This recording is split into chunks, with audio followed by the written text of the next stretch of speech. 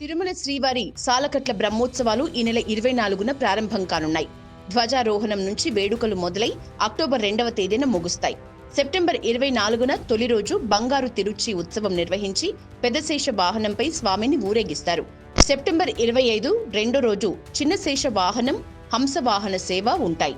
September 26 మూడో రోజు సింహ వాహనం, ముత్యపు పందిరి వాహనం. సెప్టెంబర్ 27 నాలుగో రోజు కల్పవృక్ష వాహనం, సర్వభూపాల వాహనం సేవలు నిర్వహిస్తారు.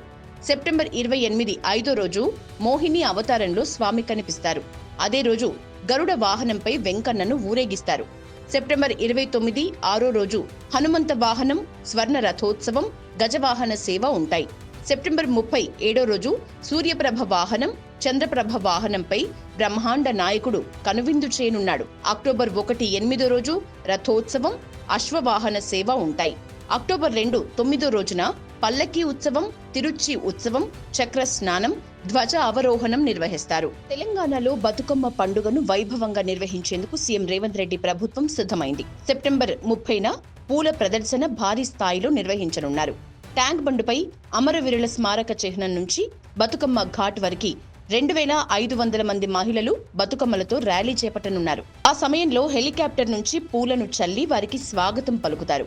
సెప్టెంబర్ 28న ఎల్బీ స్టేడియంలో 20,000 మంది మహిళలతో బతుకమ్మ ఆడించి గిన్నీస్ రికార్డ్ ఈవెంట్ నిర్వహించేందుకు కూడా ఏర్పాట్లు చేస్తున్నారు. Pan India star hero junior NTR గాయపడ్డారు. హైదరాబాద్ లో యాడ్ ఫిల్మ్ షూటింగ్ లో ఈ ఘటన జరిగింది.